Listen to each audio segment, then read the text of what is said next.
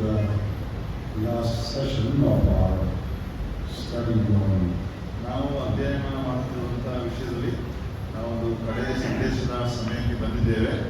we were looking at living a holy life in an unholy world.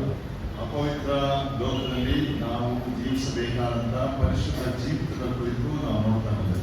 And we were looking at various aspects of sin and believer. ಹಾಗೂ ಒಬ್ಬ ವಿಶ್ವಾಸಿಯಲ್ಲಿ ಇರತಕ್ಕಂಥ ಪಾಪದ ಕುರಿತಿರುವ ಅನೇಕ ಅಂಶಗಳನ್ನು ಕೂಡ ನಾವು ನೋಡ್ತಾ ಬಂದೆವು. And how we need to cleanse ourselves from all filthiness. ನಮ್ಮಲ್ಲಿರುವಂತಹ ಎಲ್ಲ ಕಲ್ಮಶಗಳಿಂದ ನಾವು ಹೇಗೆ ಶುದ್ಧಪಡಿಸಿಕೊಳ್ಳಬೇಕೆಂಬುದಾಗಿ ನಾವು ನೋಡ್ತಾ ಬಂದಿದ್ದೇವೆ. Perfecting holiness in the fear of God. ಹಾಗೂ ದೇವರಿಗೆ ಸರಿಸಮವಾಗಿ ಅಥವಾ ದೇವರಿಗೆ ಭಯಪಡುವುದಾಗಿ ನಾವು ಪರಿಪೂರ್ಣರಾಗಿ ಪರಿಶುದ್ಧರಾಗಿ. This morning I was talking about 2 Peter chapter 1. ಈ ಮುಂಜಾನೆ ನಾನು ನಿಮ್ಮ ಮಧ್ಯದಲ್ಲಿ 2ನೇ ಪೇತ್ರ 1ನೇ ಅಧ್ಯಾಯ ಮಾತಾಡ್ತಾ ಇದ್ದೆ. And we will turn in there again, chapter 1 of 2 Peter. ಮತ್ತೆ ನಾವು 2ನೇ ಪೇತ್ರ 1ನೇ ಅಧ್ಯಾಯಕ್ಕೆ ನಮ್ಮ ಗಮನವನ್ನು ಹರಿಸೋಣ. And we will read verse 4, by which have been given to us exceeding great and precious promises, that through these you may be partakers of the divine nature, having escaped the corruption that is in the flesh, dwelt through lust. 2ನೇ ಪೇತ್ರ 1ನೇ ಅಧ್ಯಾಯ 4ನೇ ವಚನ, ನೀವು ಲೋಕದಲ್ಲಿ ದುರಾಶೆಯಿಂದುಂಟಾದ ಕೆಟ್ಟತನಕ್ಕೆ ತಪ್ಪಿಸಿಕೊಂಡು ದೈವ ಸ್ವಭಾವದಲ್ಲಿ ಪಾಲನ್ನು ಹೊಂದುವರಾಗಬೇಕೆಂಬ ಉದ್ದೇಶದಿಂದ ದೇವರು ತನ್ನ ಪ್ರಭಾವ ಗುಣಾತಿಶಯಗಳಿಂದ ಅಮೂಲ್ಯವಾಗಿಯೂ ಉತ್ಕೃಷ್ಟವಾಗಿಯೂ ಇರುವ ವಾಗ್ದಾನಗಳನ್ನು ನಮಗೆ ದಯಪಾಲಿಸಿದ್ದಾನೆ. On one side, we have to leave all the corruption that is in the world through lust. ನಮ್ಮ ದೇಹದ ಮುಖಾಂತರ ಅಥವಾ ದುರಾಶೆಗಳ ಮುಖಾಂತರ ಇರುವಂತಹ ಎಲ್ಲಾ ತಪ್ಪುಗಳನ್ನು ಅಥವಾ ಭ್ರಷ್ಟತನವನ್ನ ನಾವು ಒಂದು ಕಡೆಯಲ್ಲಿ ಬಿಟ್ಟು ಜೀವಿಸುವುದಾಗಿದೆ. On the other side, we become partakers of divine nature. ಆವಾಗ ನಾವು ಇನ್ನೊಂದು ಭಾಗದಲ್ಲಿ ನಮ್ಮ ಜೀವಿತವನ್ನು ನೋಡುವಾಗ ಆತನ ದೈವ ಸ್ವಭಾವದಲ್ಲಿ ಪಾಲನ್ನ ಹೊಂದುವರಾಗ್ತೇವೆ. Leave all sinful things ಎಲ್ಲಾ ಪಾಪಮಯವಾದ ಸಂಗತಿಗಳನ್ನ ಬಿಟ್ಟು ಬಿಡ್ರಿ and show the character of Christ more and more. ಹಾಗೂ ನಿಮ್ಮ ಜೀವಿತದಲ್ಲಿ ಕರ್ತನಾದ ಯೇಸು ಕ್ರಿಸ್ತನ ಗುಣಗಳನ್ನು ಹೆಚ್ಚಿಂದ ಹೆಚ್ಚು ತೋರಿಸುವರಾಗಿದೆ. And this morning we were talking about how to manifest the character of Christ in our life more and more. ನಾವು ಈ ಮುಂಜಾನೆ ನಮ್ಮ ಜೀವಿತದಲ್ಲಿ ಕರ್ತನಾದ ಯೇಸು ಕ್ರಿಸ್ತನ ಗುಣಗಳನ್ನ ಎಷ್ಟು ಹೆಚ್ಚಾಗಿ ಪ್ರಖ್ಯಾತಪಡಿಸುವರಾಗಿರಬೇಕೆಂಬುದಾಗಿ ನೋಡ್ತಾ ಬಂದೆವು. For us Christians, ನಾವು ಕ್ರೈಸ್ತರಾದ ನಮಗೆ the important thing is not just not sinning. ನಮಗೆ ಇರುವಂತದ್ದು ನಾವು ಅಥವಾ ಪ್ರಾಮುಖ್ಯವಾದದ್ದು ಬರೀ ಪಾಪ ಮಾಡದೇ ಇರುವಂತದ್ದಲ್ಲ. But we manifest the nature of Christ, divine nature in our life. ಆದರೆ ಕರ್ತನಾದ ಯೇಸು ಕ್ರಿಸ್ತನ ದೈವಿಕ ಗುಣಗಳನ್ನ ನಮ್ಮ ಜೀವಿತದಲ್ಲಿ ಪ್ರಚಾರ ಮಾಡುವರಾಗಿರಬೇಕು. That is what we read in 2 Peter. ಅದನ್ನೇ ನಾವು 2ನೇ ಪೇತ್ರ 1ನೇ ಅಧ್ಯಾಯ 4ನೇ ವರ್ಷದಲ್ಲಿ ಓದಿದ್ದು. Now let me illustrate it this way. ನಾನು ಅದನ್ನ ಹೀಗೆ ದೃಷ್ಟಾಂತವಾಗಿ ಹೇಳ್ತೇನೆ. On our right side there is a wall. ನಮ್ಮ ಬಲಭಾಗದಲ್ಲಿ ಒಂದು ಗೋಡೆ ಇದೆ. On my left side also there is a wall. ನನ್ನ ಎಡಭಾಗದಲ್ಲಿ ಕೂಡ ಒಂದು ಗೋಡೆ ಇದೆ. Let us call this wall the lust of the flesh or sinful things. ಈ ಗೋಡೆಯನ್ನ ನಾವು ಶರೀರದ ದುರಾಶೆಗಳು ಅಥವಾ ಪಾಪಮಯವಾದ ಸಂಗತಿಗಳನ್ನ ಕರೆಯೋಣ. And this wall we will call divine nature, the nature of Christ. ಈ ಒಂದು ಭಾಗದ ಗೋಡೆಯನ್ನ ನಾವು ಎಡಭಾಗದ ಗೋಡೆಯನ್ನ ದೈವ ಸ್ವಭಾವವೆಂಬ ಕ್ರಿಸ್ತನ ಗುಣಗಳು ಎಂಬುದಾಗಿ ಕರೆಯೋಣ. Before we were saved, ನಾವು ರಕ್ಷಿಸಲ್ಪಡುವುದಕ್ಕಿಂತ ಮೊದಲು we were leaning on this wall. ನಾವು ಈ ಭಾಗದ ಈ ಗೋಡೆಯ ಮೇಲೆ ಬಾಗಿಕೊಂಡಂತವರಾಗಿದ್ದೆವು. We were clinging on to that wall. ನಾವು ಅದನ್ನ ಹಿಡಿದುಕೊಂಡಂತವರಾಗಿದ್ದೆವು. We were enjoying that wall, enjoying sin. ಆ ಗೋಡೆಯನ್ನ ಅಂದ್ರೆ ಅಲ್ಲಿರುವಂತಹ ಪಾಪವನ್ನ ನಾವು ಆನಂದಿಸ್ತಾ ಇದ್ದೆವು. The day we were saved, ಆದ್ರೆ ಯಾವಾಗ ನಾವು ರಕ್ಷಣೆ ಹೊಂದಿದೆವೋ we left that wall. ನಾವು ಆ ಗೋಡೆಯನ್ನು ತೊರೆದಿದ್ದೇವೆ. I took my hands from that wall. ನನ್ನ ಕೈ ಆ ಗೋಡೆಯಿಂದ ನಾನು ತೆಗೆದಿದ್ದೇನೆ. I am not touching that wall called sin anymore. ನಾನು ಇನ್ನು ಮುಂದೆ ಎಂದಿಗೂ ಕೂಡ ಆ ಗೋಡೆ ಎಂಬುವಂತಹ ಪಾಪವನ್ನು ಮುಟ್ಟುವುದಿಲ್ಲ. From that day starts my spiritual growth. ಆ ದಿನದಿಂದ ನನ್ನ ಆತ್ಮಿಕ ಒಂದು ಅಭಿವೃದ್ಧಿ ಅಥವಾ ಬೆಳವಣಿಗೆ ಪ್ರಾರಂಭವಾಗ್ತದೆ. I start slowly to walk from this wall to this wall. ನಾನು ನಿಧಾನವಾಗಿ ಈ ಗೋಡೆಯಿಂದ ಆ ಆ ಗೋಡೆಯ ಕಡೆಗೆ ನಾನು ನಡೆಯುತ್ತಾ ಹೋಗುತ್ತೇನೆ. That is spiritual progress. ಅದೇ ನಮ್ಮಲ್ಲಿರುವಂತಹ ಆತ್ಮಿಕವಾದಂತಹ ಅಭಿವೃದ್ಧಿ. More and more I get closer to this wall. ನಾನು ಎಷ್ಟು ಹೆಚ್ಚಾಗಿ ಈ ಗೋಡೆಯ ಸನಿಹಕ್ಕೆ ಬರ್ತೇನೋ, I not only left sinful things, ಅದನ್ನ ನಾನು ಪಾಪಮಯವಾದ ಸಂಗತಿಯನ್ನು ಬರೀ ಬಿಟ್ಟದ್ದಲ್ಲ, I am slowly walking towards this wall. ನಾನು ನಿಧಾನವಾಗಿ ಈ ಗೋಡೆಯ ಕಡೆಗೆ ನಡೆಯುತ್ತಾ ಇದ್ದೇನೆ. I am getting closer to Christ's nature. ಆ ಕ್ರಿಸ್ತನ ಸ್ವಭಾವಕ್ಕೆ ನಾನು ಹತ್ತಿರವಾಗ್ತಾ ಇದ್ದೇನೆ. All of us are somewhere along this line. ನಾವು ಎಲ್ಲರೂ ಕೂಡ ಎಲ್ಲೋ ಈ ಒಂದು ಆದಿಯಲ್ಲಿ ಎಲ್ಲೋ ಒಂದು ಕಡೆ ಇದ್ದೇವೆ. We have left sin. ಆದರೆ ನಾವು ಪಾಪ ಬಿಟ್ಟಿದ್ದೇವೆ. We are all progressing, growing spiritually. ನಾವು ಆರ್ಥಿಕವಾಗಿ ಬೆಳೆಯುತ್ತಾ ಮುಂದುವರಿಯುತ್ತಾ ಇದ್ದೇವೆ. Spiritual growth is travel from this wall to this wall.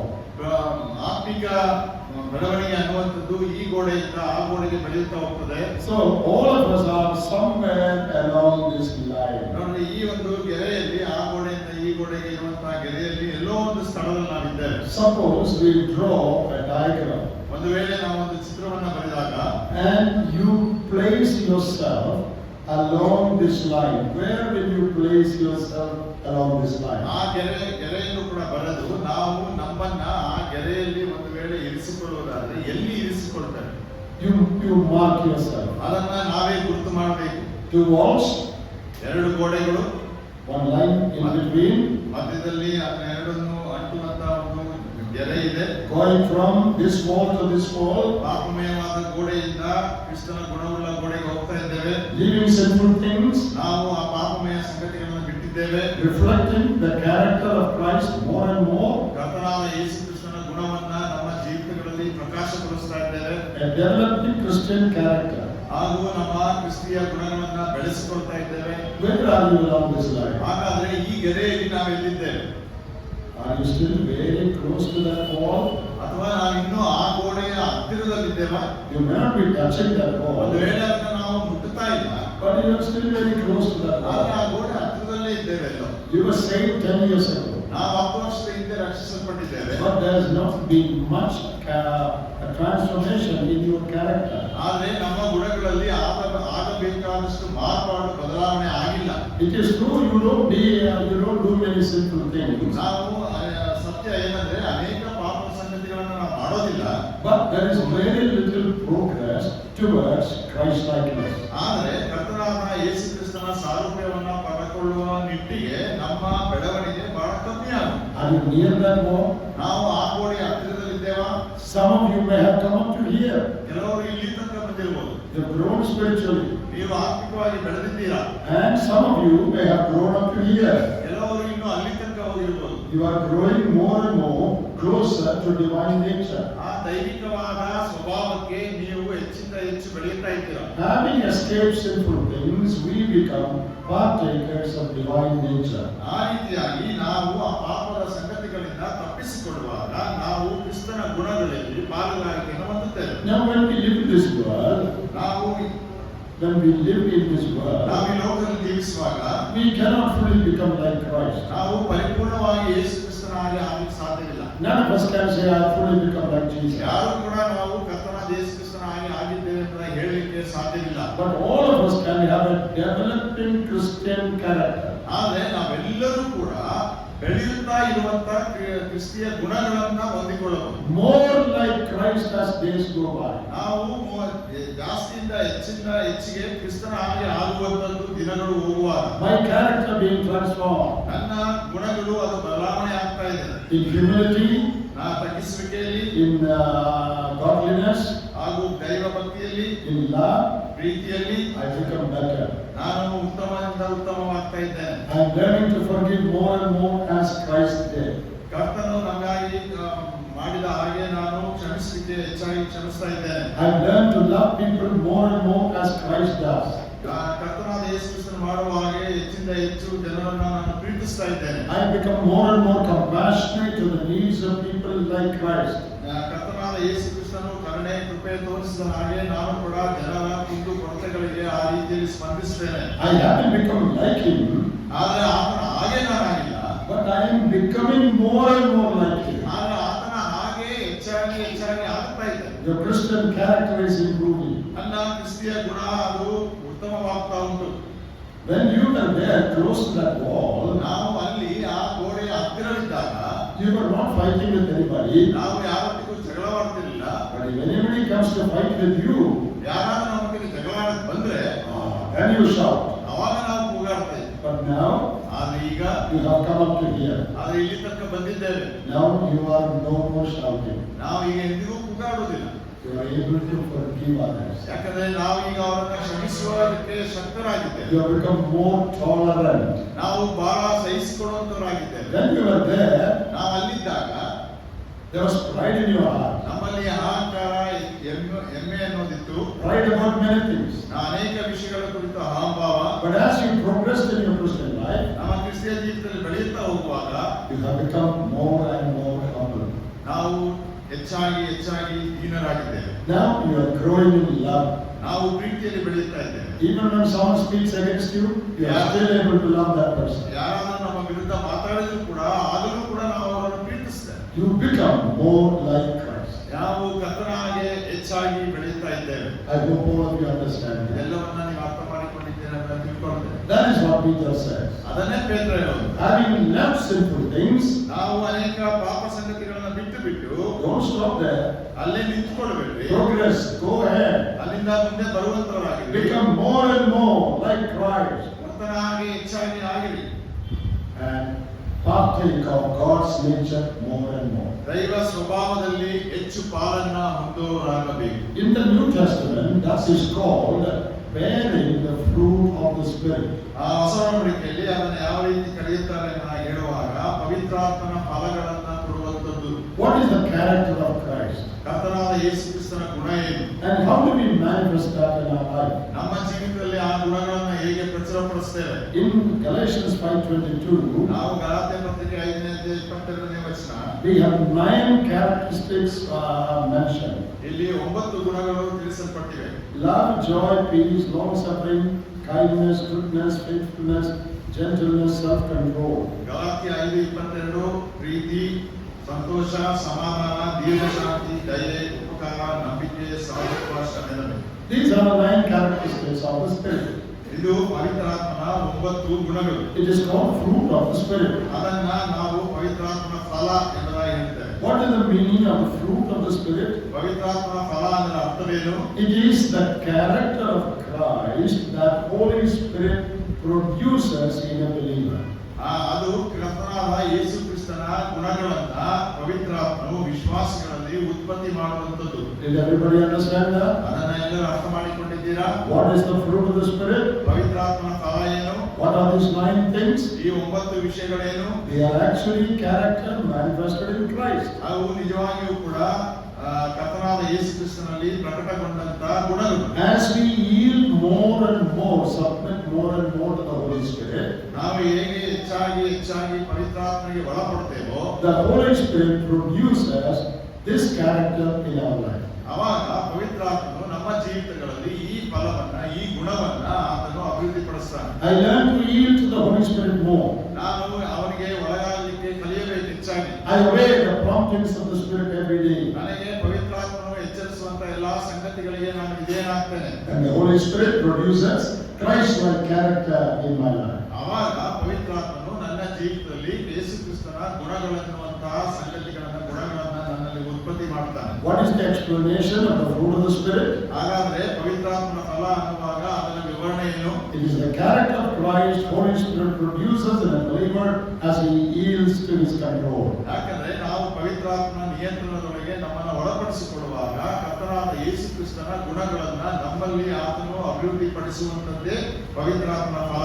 That is called fruit of the Spirit. ಅದನ್ನೇ ಪವಿತ್ರಾತ್ಮನ ಫಲ ಎಂಬುದಾಗಿ ಕರೆಯಲ್ಪಡುತ್ತದೆ. It doesn't say fruits of the Spirit ಅಲ್ಲಿ ನಾವು ಫಲಗಳು ಎಂಬುದಾಗಿ ನೋಡೋದಿಲ್ಲ. because it is one bunch. ಯಾಕಂದ್ರೆ ಅದು ಒಂದೇ ಒಂದು ಜೊತೆಯಾಗಿರುವಂತಹ ಒಂದು ಸಂಗತಿ. You cannot separate that. ಅದನ್ನ ಬೇರೆ ಬೇರೆ ಮಾಡಲಿಕ್ಕೆ ಸಾಧ್ಯವಿಲ್ಲ. You cannot say, oh, I want love, but I don't want forgiveness. ನಾನು ಅಲ್ಲಿ ಅದನ್ನ ಪ್ರೀತಿ ಮಾಡ್ತೇನೆ, ಆದ್ರೆ ಕ್ಷಮಿಸುವಂತದ್ದು ನನಗೆ ಬೇಡ ಅಂತ ಹೇಳಕ್ಕಾಗಲ್ಲ. You cannot say, I want faithfulness, but I don't want gentleness. ನಾನು ಅಲ್ಲಿ ಹೇಳಬಹುದು ಏನಂದ್ರೆ ನನಗೆ ನಂಬಿಕೆ ಬೇಕು, ಆದ್ರೆ ನನಗೆ ಮೃದುತ್ವ ಅಥವಾ ಸಂವೇದನೆ ಬೇಡ ಎಂಬುದಾಗಿ. You cannot pick from this 9.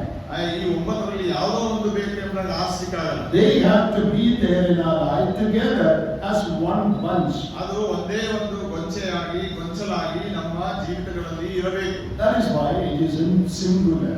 ಅದಕ್ಕಾಗಿ ಅದನ್ನ ಏಕವಚನದಲ್ಲಿ ಹೇಳುವಂತದ್ದಾಗಿದೆ. Though they are 9 different things, they are one. ಅಲ್ಲಿ 9 ವಿವಿಧ ಫಲಗಳನ್ನ ಹೇಳಿದ್ರು ಕೂಡ ಅದನ್ನು ಹೇಳುವಾಗ ಒಂದೇ ಫಲ. Character of Christ, Christ likeness. ಆ ಕರ್ತನಾದ ಯೇಸು ಕ್ರಿಸ್ತನ ಗುಣಗಳು, ಕರ್ತನಾದ ಯೇಸು ಕ್ರಿಸ್ತನ ಸಾರೂಪ್ಯ. That is called fruit. ಅದು ಒಂದು ಹಣ್ಣು. Now what is a fruit? ಒಂದು ಹಣ್ಣಂದ್ರೆ ಏನು? Fruit is the external manifestation of the life inside the plant. ಆ ಒಂದು ಗಿಡದ ಒಳಗೆ ಇರುವಂತಹ ಜೀವವನ್ನ ಹೊರಗಡೆ ಪ್ರದರ್ಶಿಸುವಂತದ್ದೇ ಒಂದು ಫಲದ. Inside a tree there is life. ನಾವು ಮರದ ಒಳಗೆ ನೋಡುವಾಗ ಅಲ್ಲಿ ಜೀವವಿದೆ. Life sap is flowing in every plant. ನೋಡ್ರಿ, ಪ್ರತಿಯೊಂದು ಗಿಡದಲ್ಲಿ ಆ ಜೀವದ ರಸ ಹರಿಯುತ್ತಾ ಉಂಟು. And that life sap comes out in the form of fruit. ಆ ಜೀವ ಚಿಗುರು ಅದು ಹಣ್ಣಿನ ಉಪಾಧಿಯಲ್ಲಿ ಹೊರಗಡೆ ಬರ್ತದೆ. That is fruit. ಅದು ಹಣ್ಣು. What is inside? Life inside comes out. ಅಂದ್ರೆ ಯಾವುದು ಒಳಗಿದೆ, ಜೀವ ಒಳಗಿದೆ, ಆ ಒಳಗಿರುವಂತ ಜೀವ ಹೊರಗೆ ಬರ್ತದೆ. Fruit is something that comes from outside, from inside. ಆ ಹಣ್ಣು ಅನ್ನುವಂಥದ್ದು ಒಳಗಿನಿಂದ ಹೊರಗೆ ಬರೋದು. It is not something tied off the tree. ಅದು ಯಾವುದೋ ಹಣ್ಣುಗಳನ್ನ ಗಿಡಗಳಿಗೆ ಕಟ್ಟಿರುವುದಲ್ಲ ಅಥವಾ ಅಂಟಿಸಿರುವುದಲ್ಲ. It is not something external added to the tree. ಅಥವಾ ಹೊರಗಿನಿಂದ ಏನೋ ಒಂದು ಅದಕ್ಕೆ ಸೇರಿಸಿರುವುದಲ್ಲ. Once in America, I went to a friend's house. ನಾನು ಒಂದು ದಿವಸ ಅಮೆರಿಕದಲ್ಲಿದ್ದಾಗ ನನ್ನ ಸ್ನೇಹಿತರ ಮನೆಗೆ ಹೋದೆ. And he had a beautiful fruit garden. ಅಲ್ಲಿ ಒಂದು ಸುಂದರವಾದ ಹಣ್ಣಿನ ತೋಟವಿತ್ತು. So many fruits are there on his plants. ಅಲ್ಲಿ ಎಲ್ಲಾ ಗಿಡಗಳಲ್ಲಿ, ಮರಗಳಲ್ಲಿ ಬೇರೆ ಬೇರೆ ತರದ ಹಣ್ಣುಗಳಿದ್ದವು. But he had an apple tree. ಅಲ್ಲಿ ಒಂದು ಆಪಲ್ ಗಿಡವು ಕೂಡ ಇತ್ತು. For some reason, it was not bearing fruit. ಆದರೆ ಯಾವುದೋ ಕಾರಣಕ್ಕೆ ಅದು ಫಲವನ್ನು ಕೊಡ್ತಿರ್ಲಿಲ್ಲ. So what he did is he bought some apples from the market and tied it onto that tree. ಅವ್ರು ಏನು ಮಾಡಿದ್ರಂದ್ರೆ ಮಾರುಕಟ್ಟೆಯಿಂದ ಕೆಲವು ಸೇಬುಗಳನ್ನ ತಂದು ಆ ಮರಕ್ಕೆ ಕಟ್ಟಿದ್ರು. All other fruits are there. ಬೇರೆ ಎಲ್ಲಾ ಹಣ್ಣುಗಳಿದೆ. So when you look, apple also is there. ಅವಾಗ ನೋಡುವಾಗ ಆಪಲ್ ಸೇಬು ಕೂಡ ಅಲ್ಲಿದೆ. That is not from the tree. ಅದು ಆ ಮರದಿಂದ ಬಂದಂತದ್ದಲ್ಲ. Fruit of the Spirit is not external pretension that we show. ನಾವು ಪವಿತ್ರಾತ್ಮನ ಫಲ ಅನ್ನುವಂಥದ್ದನ್ನ ನಮ್ಮ ಜೀವಿತಗಳಲ್ಲಿ ಹೊರಗಿನಿಂದ ತೋರಿಸುವಂತ ನಟನೆ ಅಲ್ಲ. If there is love inside, ಒಂದು ವೇಳೆ ಒಳಗಡೆ ಪ್ರೀತಿ ಇದ್ದರೆ that should show forth the new character. ನಮ್ಮ ಗುಣಗಳಲ್ಲಿ ಅದು ಹೊರಗಡೆ ತೋರಿಸಲ್ಪಡಬೇಕು. Very often, ನಾವು ಯಾವಾಗಲೂ we pretend. ನಾವು ಅನೇಕ ಸಲ ನಟನೆ ಮಾಡ್ತೇವೆ. We show what is not inside. ನಮ್ಮ ಒಳಗೆ ಏನಿಲ್ಲವೋ ಅದನ್ನ ಹೊರಗೆ ತೋರಿಸ್ತೇವೆ. You see a brother, ಒಬ್ಬ ಸಹೋದರನ ನೋಡುವಾಗ you actually don't like him. ಅವನ ಕಂಡ್ರೆ ನಮ್ಗೆ ಆಗಲ್ಲ ನಿಜವಾಗಿ. You always speak against him. ಯಾವಾಗಲೂ ಅವರ ವಿರುದ್ಧವೇ ಮಾತಾಡ್ತಾರೆ. But when you see him, ಆಗ ಅವ್ರನ್ನ ನೋಡುವಾಗ oh, you hug him, oh brother, nice to see you. ಅವ್ರನ್ನೇನು ಅಪ್ಪಿಕೊಂಡು ಮುದ್ದಾಡಿ ಎಲ್ಲ ಮಾಡ್ತಾರೆ. That is artificial. ಅದೇ ರೀತಿಯಾಗಿ Not from inside. ಅದು ಒಳಗಿನಿಂದ ಬಂದದ್ದಲ್ಲ. Sometimes you show so much humility. ಆವಾಗ ಅವರಿಗೆ ಎಷ್ಟೋ ಭಕ್ತಿಯನ್ನು ತೋರಿಸ್ತಾರೆ. In your heart you are very proud, but you are just showing humility. ಆದ್ರೆ ನಮ್ಮ ಹೃದಯದಲ್ಲಿ ಕೇಡೆ ಇದೆ, ಆದ್ರೆ ನಾವು ಒಂದು ದೀನತೆಯನ್ನ ಅವರಿಗೆ ತೋರಿಸ್ತಾ ಇರ್ತೇವೆ. Many of you may have flown in airplanes. ನಾವು ಅನೇಕರು ವಿಮಾನದಲ್ಲಿ ಪ್ರಯಾಣ ಮಾಡಿರಬಹುದು. Air hostess are the best behaved people in the world. ಅಲ್ಲಿ ಗಗನಸಖಿ ಆಕೆಯ ಗುಣಗಳನ್ನು ನೋಡುವಾಗ ಒಂದು ವೇಳೆ ಪ್ರಪಂಚದಲ್ಲೆಲ್ಲ ಬಹಳ ಚೆನ್ನಾಗಿ ವರ್ತಿಸುವಂತ ಒಂದು ಪಾತ್ರ. Those who are blind, will you understand what I said? ನಾನು ಹೇಳಿದ್ದೀನಿ, ನಿಮ್ಗೆ ಅರ್ಥ ಆಯ್ತಲ್ಲ? When you come in, ನೀವು ಒಳಗೆ ಬರುವಾಗ ಆಕೆ ಬಗ್ಗೆ ನಮಸ್ಕರಿಸ್ತಾಳೆ. oh, so much love for you. ನಿಮ್ಮ ಕುರಿತು ಎಷ್ಟೊಂದು ಪ್ರೀತಿ. At the time of giving food, ಆವಾಗ ನಿಮಗೆ ಒಳಗಡೆ ಆಹಾರ ಕೊಡುವಾಗ they ask you, want more juice? ನಿಮಗೆ ಇನ್ನೂ ಹೆಚ್ಚು ಜ್ಯೂಸ್ ಬೇಕಾ? Shall I give you something else? ಇನ್ನು ಬೇರೆ ಏನಾದರೂ ಕೊಡ್ಲಾ? Oh, even our wife doesn't ask that. ನಮ್ಮ ಸ್ವಂತ ಹೆಂಡತಿಯರು ಕೂಡ ಅದನ್ನು ಕೇಳೋದಿಲ್ಲ. Sometimes when we tell our wife, I want more, she says, enough, you get to go. ಕೆಲವು ಸಲ ನಮ್ಮ ಹೆಂಡತಿಗೆ ನನಗೆ ಜಾಸ್ತಿ ಬೇಕು ಅಂತ ಹೇಳುವಾಗ ಇಲ್ಲ ಸಾಕು ಸಾಕು ನೀನು ಎದ್ದೋಗು ಅಂತ. Air hostess will never say that. ಆದ್ರೆ ಗಗನಸಖಿಯರು ಅದನ್ನು ಎಂದಿಗೂ ಹೇಳಲ್ಲ. Little more can I give? ಇನ್ನೊಂದು ಸ್ವಲ್ಪ ಜಾಸ್ತಿ ಕೊಡ್ಲಾ ಅಂತ ಕೇಳ್ತಾರೆ. Oh, this woman loves me so. ಅವಾಗ ನಾವು ಅನ್ಕೋತೀವಿ ಈ ಸ್ತ್ರೀ ನನ್ನನ್ನು ಎಷ್ಟು She is so humble. ಎಷ್ಟು ತಗ್ಗಿಸಿಕೊಂಡಿದ್ದಾಳೆ. Is it real? ಅದು ನಿಜವಾ? That is not real. ಅದು ನಿಜ ಅಲ್ಲ. They are trained to behave like that so that they will get customers. ಯಾಕಂದ್ರೆ ಆ ರೀತಿ ವರ್ತಿಸ್ಲಿಕ್ಕಾಗಿ ಅವರು ತರಬೇತಿಯನ್ನ ಕೊಡಲ್ಪಟ್ಟಿರ್ತಾರೆ. ಯಾಕಂದ್ರೆ ಅವರಿಗೆ ಹೆಚ್ಚು ಗ್ರಾಹಕರು ಬರಬೇಕು. Many believers are also like this. ಅದೇ ರೀತಿಯಲ್ಲಿ ಅನೇಕ ವಿಶ್ವಾಸಿಗಳು Oh, they are very well behaved. ಯಾಕಂದ್ರೆ ಅವರು ಬಹಳ ಒಳ್ಳೆ ವರ್ತನೆ ಉಳ್ಳವರಾಗಿ ಇರ್ತಾರೆ.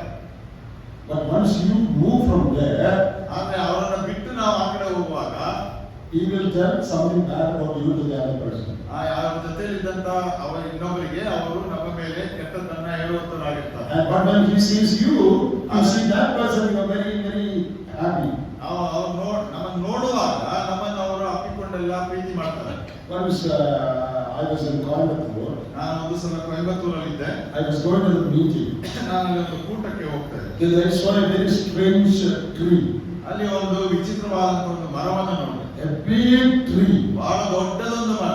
On that tree, cycle tires are there all over the tree. ಆ ದೊಡ್ಡ ಮರದ ಮೇಲೆ ಎಲ್ಲಿ ನೋಡಿದ್ರು ಕೂಡ ಸೈಕಲ್ ನ ಟೈರ್ ಗಳನ್ನ ಕಟ್ಟಿದ್ರು. Have you seen such trees?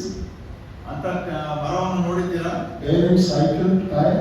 ಅಲ್ಲಿ ಸೈಕಲಿನ ಚಕ್ರಗಳನ್ನ ಕಟ್ಟಿರುವಂತದ್ದು ಅಥವಾ ಅದು ಬಿಡುವಂತದ್ದು. On that tree, so many cycle tires. ಅಲ್ಲಿ ಅನೇಕ cycle ಚಕ್ರಗಳನ್ನೆಲ್ಲ ಕಟ್ಟಿದ್ರಲ್ಲಿ. It is not from the tree.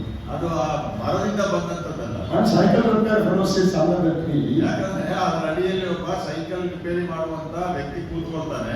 All the old tires are just thrown onto the branch of the tree. ಅವನ ಬಳಿ ಬಂದಂತ ಗ್ರಾಹಕರೆಲ್ಲ ಹಳೆ tyre ಗಳನ್ನ ತೆಗೆದುಕೊಂಡು ಚಕ್ರಗಳನ್ನ ಅದನ್ನ ಮರದ ಕೊಂಬೆಗಳಿಗೆ ಎಸ್ತಾನೆ. Nobody will think, oh, this tree bears cycle tires. ಆದ್ರೆ ಅದನ್ನ ನೋಡುವಾಗ ಯಾರೂ ಯೋಚಿಸುವುದಿಲ್ಲ ಏನಂದ್ರೆ ಈ ಮರ ಸೈಕಲ್ ಚಕ್ರಗಳನ್ನ ಉತ್ಪತ್ತಿ ಮಾಡ್ತದೆ. We also bear cycle tires sometimes. ಅದೇ ರೀತಿ ನಾವು ಕೂಡ ಸೈಕಲ್ ಚಕ್ರಗಳನ್ನ ನಾವು ಮಾಡ್ತೀವಿ. That is not fruit of the Spirit. ಅದನ್ನೇ That is not fruit of the Spirit. ಅದು ಪವಿತ್ರಾತ್ಮನ ಫಲವಲ್ಲ. When you submit to the working of the Holy Spirit, ನಾವು ಪವಿತ್ರಾತ್ಮನ ಕಾರ್ಯಗಳಿಗೆ ಕ್ರಿಯೆಗಳಿಗೆ ನಮ್ಮನ್ನ ಒಪ್ಪಿಸಿಕೊಡುವಾಗ the Holy Spirit produces this character in you. ನಮ್ಮಲ್ಲಿ ಪವಿತ್ರಾತ್ಮನು ಈ ಗುಣಗಳನ್ನ ಹುಟ್ಟಿಸುವಂತನಾಗಿದ್ದಾನೆ. Love comes from within. ಆ ಪ್ರೀತಿ ಅನ್ನುವಂಥದ್ದು ಒಳಗಿನಿಂದ ಬರುವಂಥದ್ದು. Humility comes from within. ಆ ತಗ್ಗಿಸುವಿಕೆ ಅನ್ನುವಂಥದ್ದು ಒಳಗಿನಿಂದ ಬರುವಂಥದ್ದು. That is the fruit of the Spirit. ಅದು ಪವಿತ್ರಾತ್ಮನ ಫಲ. Do we bear the fruit of the Spirit? ನಾವೆಲ್ಲರೂ ಕೂಡ ಪವಿತ್ರಾತ್ಮನ ಫಲವನ್ನು ಬಿಡುತ್ತಾ ಇದ್ದೇವಾ? Or are we just showing others? ಅಥವಾ ನಾವು ಬರೀ ನಟನೆಯಾಗಿ ಅದನ್ನು ತೋರಿಸ್ತಾ ಇದ್ದೇವಾ? Is it artificial or is it real?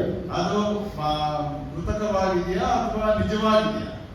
So, partaking of divine nature, ಆದ್ರಿಂದ ಆ ದೈವಿಕ ಸ್ವಭಾವದಲ್ಲಿ ಪಾಲು ಹೊಂದುವಂಥದ್ದು, you leave sinful things, ನೀವು ಪಾಪಮಯವಾದ ಸಂಗತಿಗಳನ್ನ ತೊರೆಯಿರಿ, become more like Christ. ಕರ್ತನಾದ ಯೇಸು ಕ್ರಿಸ್ತನ ಹಾಗೆ ಹೆಚ್ಚಾಗಿ ಆಗಿರಿ. Bear the fruit of the Spirit in your life. ನಮ್ಮ ಜೀವಿತದಲ್ಲಿ ಪವಿತ್ರಾತ್ಮನ ಫಲವನ್ನ ಕೊಡುವಂತವರಾಗಿರ್ರಿ.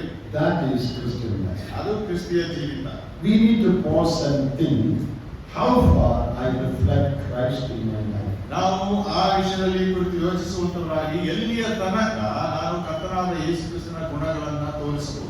In my attitude to my enemies. ನನ್ನ ವೈರಿಗಳಿಗೆ ನನ್ನ ಮನೋಭಾವ ಹೇಗಿದೆ? What is my attitude to someone who speaks ill of me?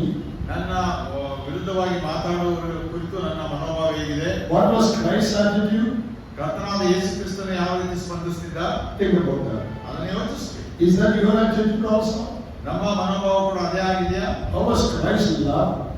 ಕರ್ತನಾದ ಯೇಸು ಕ್ರಿಸ್ತನ ಪ್ರೀತಿ ಹೇಗಿತ್ತು? Do we have that kind of love? ಆ ತರವಾದಂತಹ ಪ್ರೀತಿ ನಮ್ಮಲ್ಲಿದೆಯಾ? Do we forgive as Christ forgave? ಕರ್ತನು ಕ್ಷಮಿಸಿದ ಹಾಗೆ ನಾವು ಕ್ಷಮಿಸ್ತೇವಾ? When we check our life, ನಾವು ನಮ್ಮ ಜೀವಿತಗಳನ್ನು ಪರೀಕ್ಷಿಸಿಕೊಳ್ಳೋಣ.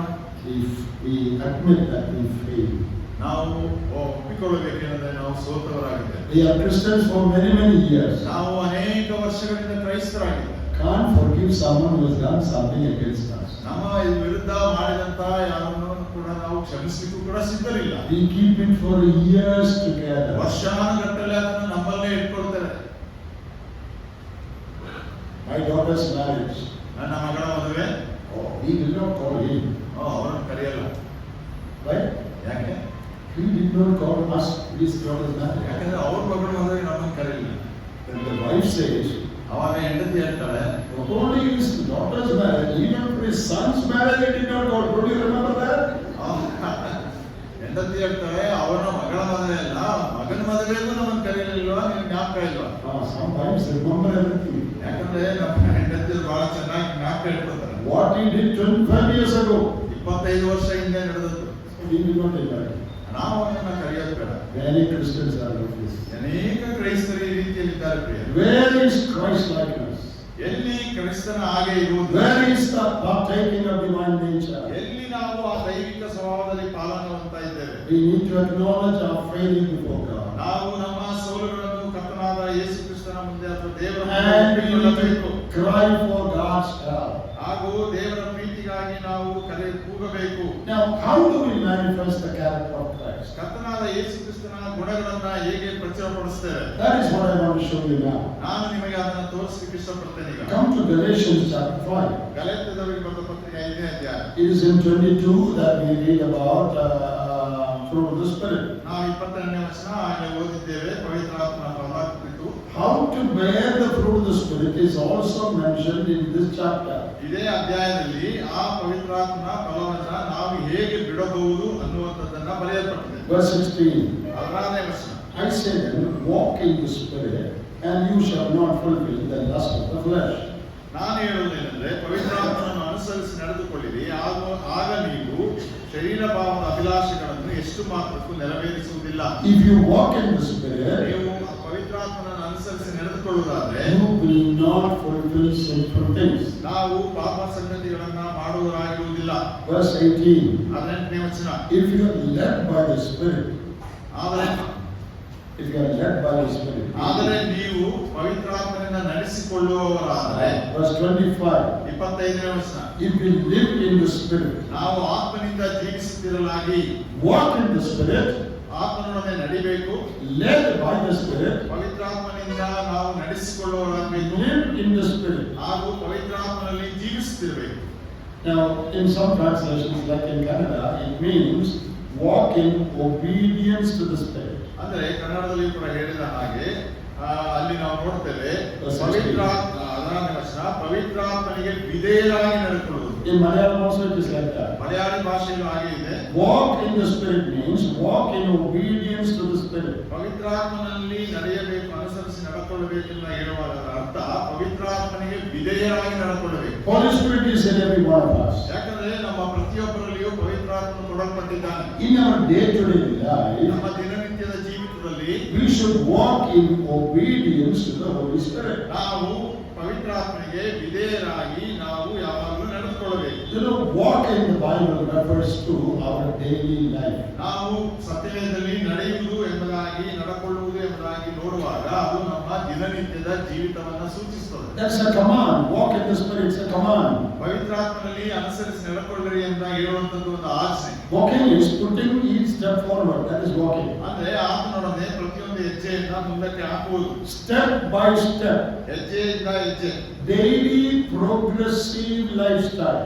ನಮ್ಮ ದಿನನಿತ್ಯ ನಾವು ಬೆಳವಣಿಗೆ ಹೊಂದುತ್ತಿರುವಂತಹ ಒಂದು ಜೀವನ ಶೈಲಿ. Live moment by moment in dependence and in obedience to the Holy Spirit. ಕ್ಷಣದಿಂದ ಕ್ಷಣಕ್ಕೂ ನಾವು ಪವಿತ್ರಾತ್ಮನ ಮೇಲೆ ಆಧಾರ ಮಾಡಿಕೊಂಡಂತವರಾಗಿ ಅವನಿಗೆ ವಿಧೇಯರಾಗಿ ನಾವು ಜೀವಿಸಬೇಕು. Always be sensitive to the voice of the Holy Spirit. ನಾವು ಪವಿತ್ರಾತ್ಮನ ಶಬ್ದವನ್ನ ಕೇಳಿಸಿಕೊಳ್ಳುವಾಗ ಬಹಳ ಎಚ್ಚರಿಕೆಯಿಂದಿರಬೇಕು. Always walk in obedience to what the Spirit says. ಪವಿತ್ರಾತ್ಮನು ಏನು ಹೇಳುತ್ತಾನೋ ಅದಕ್ಕೆ ವಿಧೇಯರಾಗಿ ಯಾವಾಗಲೂ ನಡೆದುಕೊಳ್ಳಬೇಕು. The work of the Spirit in us is to manifest Christ in us. ಪವಿತ್ರಾತ್ಮನ ಕ್ರಿಯೆ ನಮ್ಮಲ್ಲಿ ಏನು ಎಂಬುದಾಗಿ ಹೇಳುವಾಗ ಅದು ಕರ್ತನಾದ ಯೇಸು ಕ್ರಿಸ್ತನು ನಮ್ಮಲ್ಲಿ ಇದ್ದಾನೆ ಎಂಬುದಾಗಿ ತಿಳಿಸಿಕೊಡುವಂತದ್ದೇ. Spirit seeks to express the life of Jesus through us. ಪವಿತ್ರಾತ್ಮನು ನಮ್ಮ ಮೂಲಕ ಕರ್ತನಾದ ಯೇಸು ಕ್ರಿಸ್ತನ ಜೀವಿತವನ್ನ ಪ್ರಕಟಪಡಿಸಲಿಕ್ಕೆ ಇಚ್ಛಿಸುತ್ತಾನೆ. In John's Gospel, Jesus said that when the Holy Spirit comes, He shall glorify me. ಕರ್ತನಾದ ಯೇಸು ಕ್ರಿಸ್ತನು ಯೋಹಾನ ಸುವಾರ್ತೆಯಲ್ಲಿ ಹೇಳ್ತಾನೆ, ಪವಿತ್ರಾತ್ಮನು ಬಂದಾಗ ಆತನು ನನ್ನನ್ನು ಮಹಿಮೆ ಪಡಿಸುತ್ತಾನೆ. John 16:14. ನಾವು ಯೋಹಾನ ಸುವಾರ್ತೆ 16:14 ವಚನ. What is the work of Christ today? What is the Holy Spirit today? today? ಇವತ್ತು ಪವಿತ್ರಾತ್ಮನ ಕ್ರಿಯೆ ಏನಾಗಿದೆ? Lift Christ up in every one of us. ನಮ್ಮ ಪ್ರತಿಯೊಬ್ಬರ ಜೀವಿತದಲ್ಲಿ ಕರ್ತನಾದ ಯೇಸು ಕ್ರಿಸ್ತನನ್ನ ಉನ್ನತಕ್ಕೆ ಏರಿಸುವಂತದ್ದು. Not lifting the Holy Spirit, ಪವಿತ್ರಾತ್ಮನನ್ನ ಉನ್ನತಕ್ಕೆ ಏರಿಸೋದಲ್ಲ, but lifting Christ in us. ನಮ್ಮಲ್ಲಿ ಇರುವಂತಹ ಕರ್ತನಾದ ಯೇಸು ಕ್ರಿಸ್ತನನ್ನ ಉನ್ನತಕ್ಕೆ ಏರಿಸುವುದು. That is the work of the Holy Spirit in our lives today. ನಮ್ಮ ಜೀವಿತಗಳಲ್ಲಿ ಇವತ್ತು ಪವಿತ್ರಾತ್ಮ ಕಾರ್ಯ ಅದಾಗಿದೆ. When we walk in obedience to the Spirit, ನಾವು ಪವಿತ್ರಾತ್ಮನಿಗೆ ಒಳಪಟ್ಟು ಆತನೊಡನೆ ನಡೆಯುವಾಗ, when we are led by the Holy Spirit, ನಾವು ಪವಿತ್ರಾತ್ಮನಿಂದ ನಡೆಸಲ್ಪಡುವಾಗ, when we live in the control of the Holy Spirit, ನಾವು ಪವಿತ್ರಾತ್ಮನ ನಿಯಂತ್ರಣದಲ್ಲಿ ಜೀವಿಸುವಾಗ, Holy Spirit produces character of Christ in us. ಪವಿತ್ರಾತ್ಮನು ನಮ್ಮಲ್ಲಿ ಕರ್ತನಾದ ಯೇಸು ಕ್ರಿಸ್ತನ ಗುಣಗಳನ್ನ ಆತನು ಹುಟ್ಟಿಸುತ್ತಾನೆ. So the question is, ಆದ್ದರಿಂದ ಈಗಿರುವಂತ ಪ್ರಶ್ನೆ, do we walk in obedience to the Spirit? ನಾವು ನಿಜವಾಗಲೂ ಪವಿತ್ರಾತ್ಮನಿಗೆ ವಿಧೇಯರಾಗಿ ನಡೆದುಕೊಳ್ಳುತ್ತಾ ಇದ್ದೇವೆ. In our heart, Holy Spirit is there, ನಮ್ಮ ಹೃದಯಗಳಲ್ಲಿ ಪವಿತ್ರಾತ್ಮನಿದ್ದಾನೆ, and He gives us leadings, He gives us promptings. ಅಂದ್ರೆ ನಮಗೆ ಆತನು ಮುಂಚೂಣಿಯಲ್ಲಿ ಆ ಸಂಗತಿಗಳನ್ನ ಅವಾಗ ತಿಳಿಸಿಕೊಡ್ತಾನೆ. He gives us pressure in our heart. ನಮ್ಮ ಜೀವಿತಗಳಲ್ಲಿ ಅಥವಾ ನಮ್ಮ ಹೃದಯದಲ್ಲಿ ಒಂದು ಒತ್ತಡವನ್ನು ತರ್ತಾನೆ. He gives us light on our path. ನಮ್ಮ ಮಾರ್ಗಕ್ಕೆ ಬೆಳಕನ್ನು ಕೊಡ್ತಾನೆ. This is not for special people, this is for every child of God. ಇದು ವಿಶೇಷವಾದ ವ್ಯಕ್ತಿಗಳಿಗಲ್ಲ, ಆದರೆ ಪ್ರತಿಯೊಬ್ಬ ದೇವರ ಮಕ್ಕಳಿಗೆ. You may be an ordinary sister, but this is for you. ನೀವೊಂದು ಸಾಮಾನ್ಯ ಸಹೋದರಿ ಆಗಿರ್ಬೋದು, ಆದರೆ ಇದು ನಿಮಗೂ ಕೂಡ. You may be a young person, this is for you. ನೀವು ಒಂದು ವೇಳೆ ಯವನಸ್ಥೆ ಆಗಿರ್ಬೋದು, ಅದು ನಿಮಗೂ ಕೂಡ. The Spirit of God speaks to you, pressurizes you, leads you, prompts you. ಅಲ್ಲಿ ಪವಿತ್ರಾತ್ಮನು ನಾವು ನೋಡುವಾಗ ನಮ್ಮೊಟ್ಟಿಗೆ ಮಾತಾಡುತ್ತಾನೆ, ನಮಗೆ ಹೀಗೆ ಮಾಡಿ ಎನ್ನುವಾಗಿ ಒತ್ತಾಯ ಮಾಡುತ್ತಾನೆ, ಅನಂತರ ನಮಗೆ ಸೂಚನೆಗಳನ್ನ ಕೊಡುವಂತವನಾಗಿದ್ದಾನೆ, ಅನಂತರ ನಮಗೆ ನಡೆಸುವಂತವನಾಗಿದ್ದಾನೆ. Every time the Spirit prompts you, ಪ್ರತಿ ಸಲ ಪವಿತ್ರಾತ್ಮನು ಹೀಗೆ ಮಾಡ್ರಿ ಎಂಬುದಾಗಿ ಸೂಚಿಸುವಾಗ obey Him. ನಾವು ಆತನಿಗೆ ವಿಧೇಯರಾಗಬೇಕು. Always obey what the Spirit says. ಯಾವಾಗಲೂ ಪವಿತ್ರಾತ್ಮನು ಹೇಳುವುದಕ್ಕೆ ನೀವು ವಿಧೇಯರಾಗಿರಿ. Now, how do we know that what I feel in my heart is from the Holy Spirit or from myself? ನಮಗೆ ಹೇಗೆ ಗೊತ್ತಾಗ್ತದೆ ನಮ್ಮ ಹೃದಯದಲ್ಲಿ ಆಗುವಂತಹ ಸಂಗತಿಗಳು ಅದು ಪವಿತ್ರಾತ್ಮದಿಂದ ಪ್ರೇರೇಪಿಸಲ್ಪಟ್ಟದ್ದಾಗಿದೆಯೋ ಅಥವಾ ನನ್ನ ಸ್ವಂತದ್ದಾಗಿದೆ? He said, when the Spirit prompts us, we should do that. ಯಾಕಂದ್ರೆ ನಾವು ನೋಡ್ತಾ ಬಂದು ಪವಿತ್ರಾತ್ಮನು ನಮಗೆ ಅದರ ಕುರಿತು ತಿಳಿಸಿಕೊಡುವಾಗ ಅದನ್ನು ನಾವು ಮಾಡಬೇಕು. In our heart, many promptings come. We are prompted to do many things. ನಮ್ಮ ಹೃದಯಗಳಲ್ಲಿ ಆ ರೀತಿಯಾದಂತಹ ಅನೇಕ ಸೂಚನೆಗಳು, ಅನೇಕ ಸಂಗತಿಗಳನ್ನು ಮಾಡಲಿಕ್ಕೆ ಬರ್ತದೆ.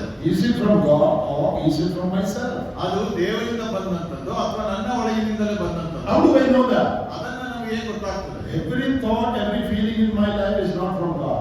ಯಾಕಂದ್ರೆ ಎಲ್ಲಾ ಯೋಚನೆಗಳು, ಎಲ್ಲಾ ಅನುಭವಗಳು ಬಂದಂತದ್ದು ಅದು ದೇವರಿಂದ ಬಂದಂತದ್ದಲ್ಲ.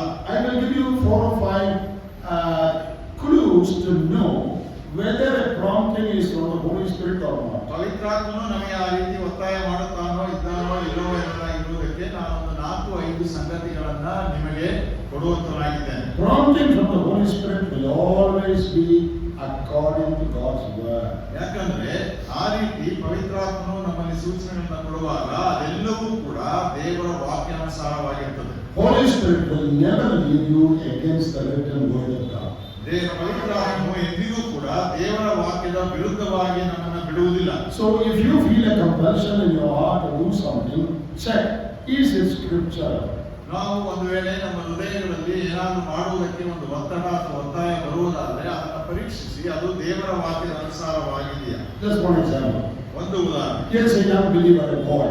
ಇಲ್ಲಿ ಒಬ್ಬ ಯವನಸ್ಥ ಹುಡುಗನಿದ್ದಾನೆ. Oh, he likes a girl in the college. ಅಲ್ಲಿ ಆತನು ಓದುವಂತ ವಿದ್ಯಾಲಯದಲ್ಲಿ ಅಥವಾ ವಿಶ್ವವಿದ್ಯಾಲಯದಲ್ಲಿ ಒಂದು ಹುಡುಗಿಯ ಮೇಲೆ ಅವನಿಗೆ Very good girl.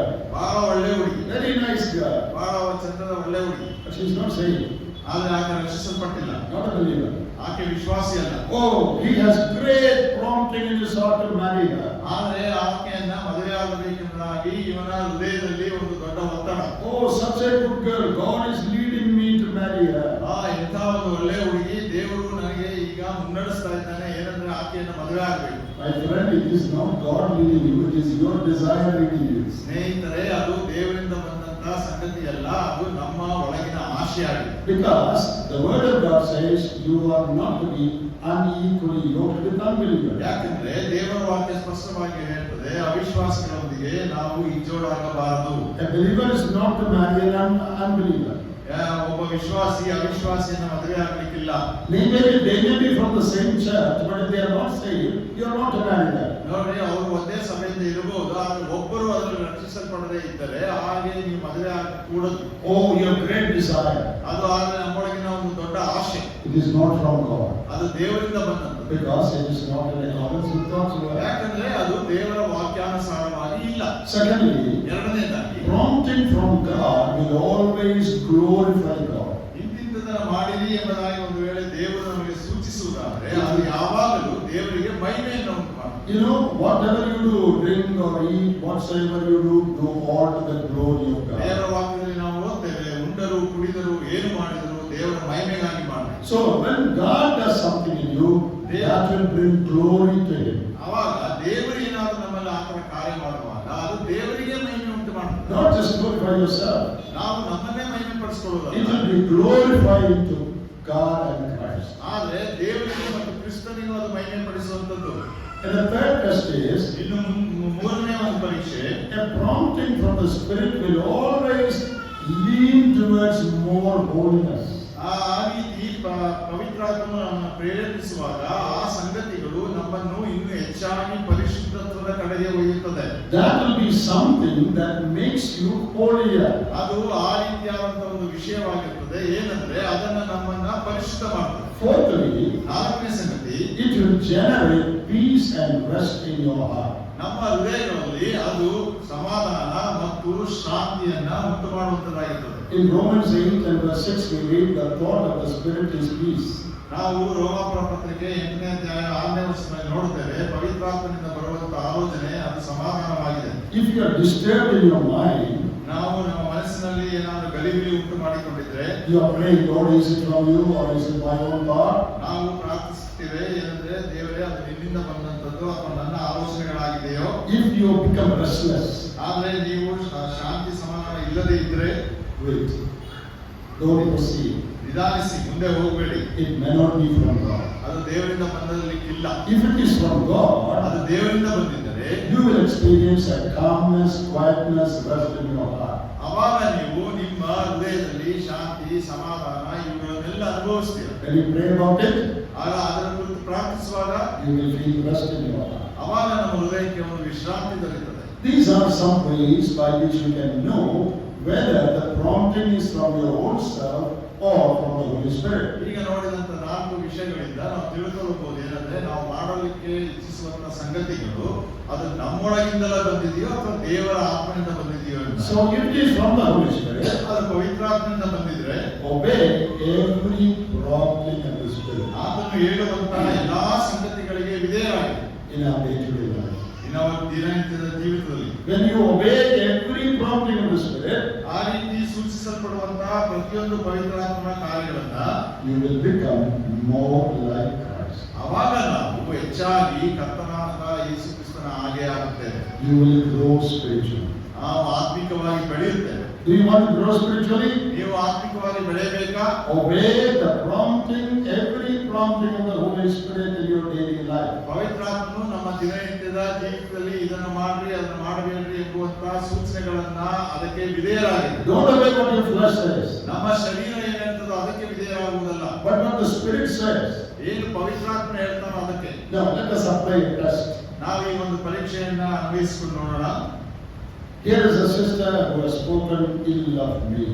ಒಬ್ಬ ಇಲ್ಲಿ ಸಹೋದರಿ ಇದ್ದಾರೆ, ನನ್ನ ಕುರಿತು ಕೆಟ್ಟದ್ದಾಗಿ ಮಾತಾಡಿದ್ದಾರೆ. She told wrong stories about me to other sisters. ನನ್ನ ಕುರಿತು ತಪ್ಪಾದ ಕಥೆಗಳನ್ನ ಇನ್ನೊಬ್ಬ ಸಹೋದರಿ ಆಗಿ ಹೇಳಿದ್ದಾರೆ. And Sunday to come to the meeting. ಅವಾಗ ಭಾನುವಾರ ಕೂಟಕ್ಕೆ ಅವರು ಬರ್ತಾರೆ. And that sister also is coming. ಆ ಸಹೋದರಿ ಕೂಡ ಬರ್ತಿದ್ದಾರೆ. And the Spirit says, ಅವಾಗ ಆತ್ಮ ಹೇಳ್ತಾನೆ, go and shake hands with her. ಅವಳು ಹೋಗಿ ನಿನ್ನ ಕೈಯನ್ನ ಕುಲುಕು. What she said is not your business. ಆತ್ಮ ಅವಾಗ ಹೇಳ್ತಾನೆ, ಅವಳು ಅದು ನಿನಗೆ ಬೇಡ ಅಂತಾಗಿ. God will take care of what she said. You don't worry about that. ಆಕೆ ಏನ್ ಹೇಳ್ತಾಳೋ ಅದ್ರ ಬಗ್ಗೆ ನೀನು ಚಿಂತೆ ಬೇಡ, ಅದು ದೇವ್ರು ನೋಡ್ಕೊಳ್ತಾನೆ. You don't become bitter because she said something. ಯಾಕಂದ್ರೆ ಅವಳೇನೋ ಹೇಳಿದ್ಲು ಅಂತ ನೀನು ಅವಳ ಮೇಲೆ ಅಸಮಾಧಾನಗೊಳ್ಳಬೇಡ. So smile at her. ಆಕೆಯ ಮುಂದೆ ನಗಾಡು. Shake hands with her. ಅವಳಿಗೆ ಕೈ ಕುಲುಕು. Who says that? ಅದ್ಯಾರು ಹೇಳ್ತಾನೆ? Spirit. ಪವಿತ್ರಾತ್ಮನೆ. How do you know it is the Spirit? ಅದೇ ಗೊತ್ತು ಪವಿತ್ರಾತ್ಮನೆ ಹೇಳ್ತಾನೆ ಎಂದಾಗಿ. That is according to God's word. ಯಾಕಂದ್ರೆ ಅದು ದೇವರ ವಾಕ್ಯದ ರೀತಿಯಲ್ಲಿ ನಡೀತಾ ಇದೆ. Forgive and love is according to God's word. ಯಾಕಂದ್ರೆ ಕ್ಷಮಿಸುವಂತದ್ದು ಪ್ರೀತಿಸುವಂತದ್ದು ಅದು ದೇವರ ವಾಕ್ಯಾನುಸಾರ. At the same time, ಅದೇ ಸಮಯದಲ್ಲಿ your flesh, your self says, ಆದ್ರೆ ನನ್ನಲ್ಲಿರುವಂತ ನಾನತ್ವ ಅಥವಾ ನನ್ನ ಶರೀರ ಹೇಳ್ತದೆ, don't give your face to her. ನಿನ್ನ ಮುಖವನ್ನು ಆಕೆ ತೋರಿಸ್ಬೇಡ. If she is coming this way, you go this way. ಆಕೆ ಅಲ್ಲಿಂದ ಬರ್ತಾ ಇದ್ರೆ ನೀನು ಈ ಕಡೆಯಿಂದ ಹೊರಡು. Don't look at her. ಅವಳನ್ನು ನೋಡಬೇಡ. Why she says such things? ಯಾಕೆ ನಿನ್ನ ಮೇಲೆ ಆಕೆ ಆ ರೀತಿ ಹೇಳ್ತಾಳೆ? All wrong stories. ಎಲ್ಲ ತಪ್ಪಾದ ಕಥೆಗಳು. Don't look at her. ಆಕೆಯನ್ನು ನೋಡಲೇಬೇಡ. Okay, which one will you obey? ಇದರಲ್ಲಿ ಯಾವುದಕ್ಕೆ ನೀವು ವಿಧೇಯರಾಗ್ತೀರಾ? Which one will you obey? ಯಾವುದಕ್ಕೆ ವಿಧೇಯರಾಗ್ತೀರಾ? The first one or the second one? ಮೊದಲನೇದಕ್ಕ ಎರಡನೇದಕ್ಕ?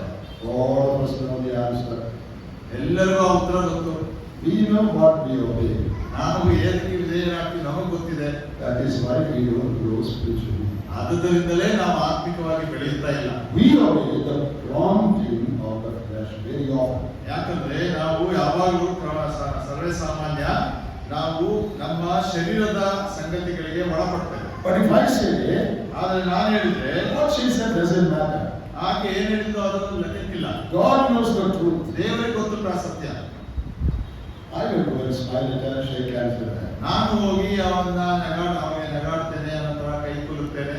Then you have obeyed the Spirit. ಅವಾಗ ನೀವು ಪವಿತ್ರಾತ್ಮೆಗೆ ವಿಧೇಯರಾಗಿದ್ದೀರಿ. This is a silly example. ಇದು ಬಹಳ ಒಂದು ಸರಳವಾದ ಅಥವಾ ಕಮ್ಮಿಯಾದಂತ ಒಂದು In ಉದಾಹರಣೆ. our day-to-day life situations, ನಮ್ಮ ದಿನನಿತ್ಯದ ಜೀವಿತದ ಪರಿಸ್ಥಿತಿಗಳಲ್ಲಿ the Spirit of God tells us many things.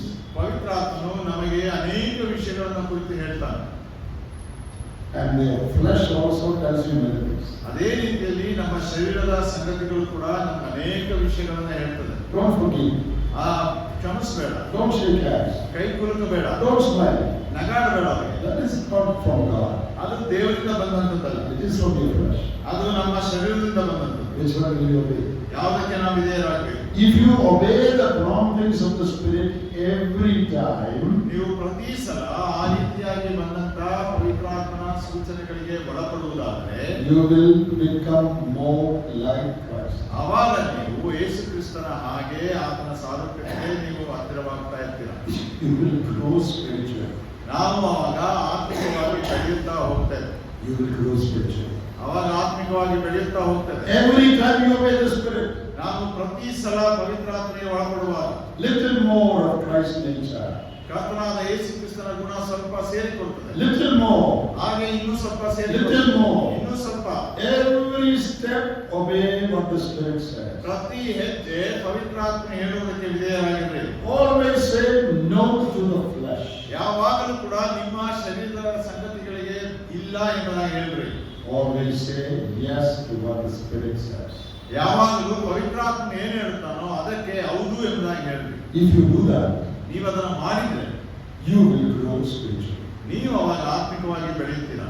Dear brothers and sisters, ನನ್ನ ಪ್ರಿಯ ಸಹೋದರ ಸಹೋದರಿಯರೇ, decide to practice this from tonight. ಈ ಒಂದು ಸಂಗತಿಗಳನ್ನ ಅಥವಾ ಪವಿತ್ರಾತ್ಮ ಹೇಳುವಂತಹ ವಿಷಯಗಳನ್ನ ನಾವು ಅಭ್ಯಾಸ ಮಾಡಿಕೊಳ್ಳಿಕ್ಕೆ ಒಂದು ತೀರ್ಮಾನವನ್ನ ಮಾಡಿ By the grace of God, ದೇವರ ಮಹಾಕೃಪೆಯಿಂದ from tonight, ಈ ರಾತ್ರಿ ನಮಗೆ ಆಗುವಂತಹ ಸಂಗತಿಗಳು I will obey every prompting of the Holy Spirit in my heart. ಪವಿತ್ರಾತ್ಮನಿಂದ ಬರುವಂತಹ ಎಲ್ಲಾ ಸಂಗತಿಗಳನ್ನ ನನ್ನ ಹೃದಯದಿಂದ ನಾನು ವಿಧೇಯನಾಗ್ತೇನೆ.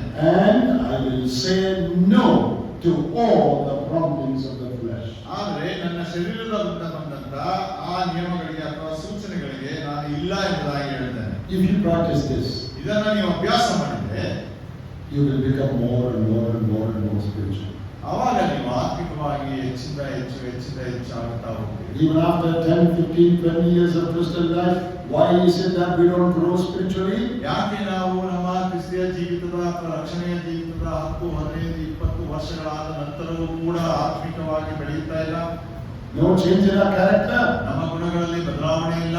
Because we don't obey the Spirit. ಯಾಕಂದ್ರೆ ನಾವು ಪವಿತ್ರಾತ್ಮನಿಗೆ ವಿಧೇಯರಾಗುವುದಿಲ್ಲ. We do what our flesh tells us. ನಾವು ಏನ್ ಮಾಡಬೇಕು ಅದನ್ನ ಶರೀರದ ಹಾಗೆ ನಾವು ಮಾಡ್ತೇವೆ. There was a man called Tom. ಒಬ್ಬ ಟಾಮ್ ಅನ್ನುವಂತ ಒಬ್ಬ ವ್ಯಕ್ತಿ ಇದ್ದ. He was a drunkard. ಅವನು ಕುಡುಕನಾಗಿದ್ದ. And he became a Christian. ಅವನು ಒಂದು ದಿವಸ ಕ್ರೈಸ್ತನ. He was saved. ಆತನು ರಕ್ಷಿಸಲ್ಪಟ್ಟ. And in a short while, he grew spiritually. ಆ ಸ್ವಲ್ಪ ಸಮಯದಲ್ಲಿ ಆತನು ಆತ್ಮಿಕವಾಗಿ ಬೆಳೆಯುತ್ತಾನೆ. All the believers in his church became jealous of him. Oh, how did you grow so much?